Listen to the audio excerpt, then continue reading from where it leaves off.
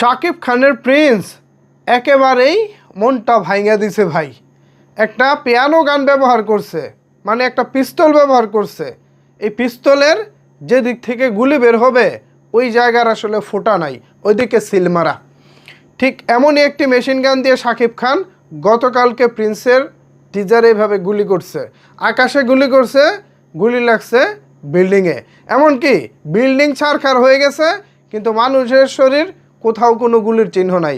আশেপাশে যে লাশগুলো শাকিব খানের সামনে পড়েছিল কোনো লাশের গায়ে মানে গুলির চিহ্ন নাই। এই যখন অবস্থা তখন আসলে আমাদের মন খারাপ হওয়ার কথা না, কিন্তু আমি এই মুহূর্তে আপনাদের জন্য জানাতে চাই খুশির খবর। পরিচালক এবং সিনেমার টিম জানিয়েছে কিছু বিএফএক্স এবং এডিটিং জটিলতা ছিল গতকালকে টিজারে, তবে মূল সিনেমায় কোনো প্রকার কোনো ত্রুটি থাকবে না বলে তারা আমাদেরকে আশ্বস্ত করেছেন। তারা বলেছেন শুধুমাত্র শাকিব খানের ভক্তদের জোরাজুরির কারণেই এখন তারা টিজার দিতে বাধ্য হয়েছে। আপনারা জানেন প্রিন্সের শুটিং কিন্তু এখনও চলমান, এখনও পুরোপুরি শুটিং শেষ হয়নি। এমতো অবস্থায় পুরো সিনেমাটি যেখানে এডিটিং সম্পূর্ণ হয়নি সেখানে এখন টিজার দিয়ে দেওয়া বড় সাহসের ব্যাপারই ছিল বটে। যদিও প্রিন্স টিম চাচ্ছিল না এই মুহূর্তে টিজার দিতে, কিন্তু কিছু করার নেই।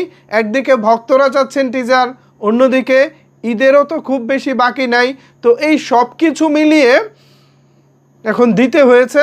বাট তাড়াহুড়োর কাজ কখনোই ভালো হয় না।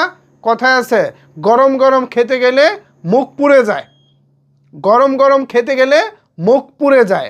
প্রিন্সের বেলায় যেন ঠিক তেমনটাই ঘটেছে।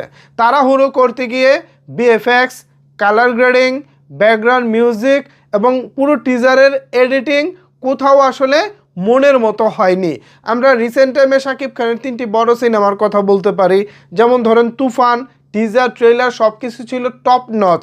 এরপর ধরেন বরবাদ, এটার টিজার তো ভাই দুর্দান্ত, এখনও দেখলে ভালো লাগে। এরপর হচ্ছে তাণ্ডব, এই তাণ্ডবের টিজারও এক কথায় মাখন ছিল। এমনকি শাকিব খানের দরদ সিনেমার টিজারটা পর্যন্ত এক কথায় দুর্দান্ত ছিল। বাট এই সবগুলো সিনেমার থেকে সবচেয়ে বেশি বাজেটে যেটা নির্মিত হয়েছে প্রিন্স, সেটার টিজার কেন তাহলে এমন হলো? এই প্রশ্নটা এখন সবার মাঝে। মূলত তাড়াহুড়ো করতে গিয়েই যত সব গন্ডগোল বেঁধে গেছে।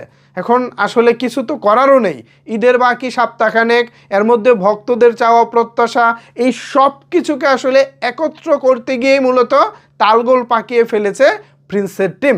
যদি আমি তাদেরকে দোষ দিতে চাই না, আবার দোষ দিব, কারণ ভাই শাকিব খানের প্রত্যেকটা সিনেমার ক্ষেত্রে ভাই ঈদের 3 দিন 4 দিন আগে শুনি শুটিং এখনও চলতেছে। তো এটা আসলে দুঃখজনক। শাকিব খানের উচিত এই জায়গা থেকে বের হয়ে আসা।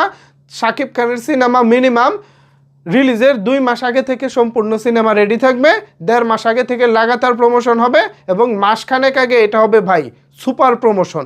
এভাবেই শাকিব খানের ভবিষ্যৎ পরিকল্পনা করা উচিত বলে অন্তত আমার মনে হয়। তো ভিউয়ার্স, এই বিষয়ে আপনাদের মতামত কি ভাবছেন আপনারা জানাতে পারেন আপনার মতামত নিচের কমেন্টস বক্সে। ধন্যবাদ সবাইকে এতক্ষণ আমার সাথে থাকার জন্য।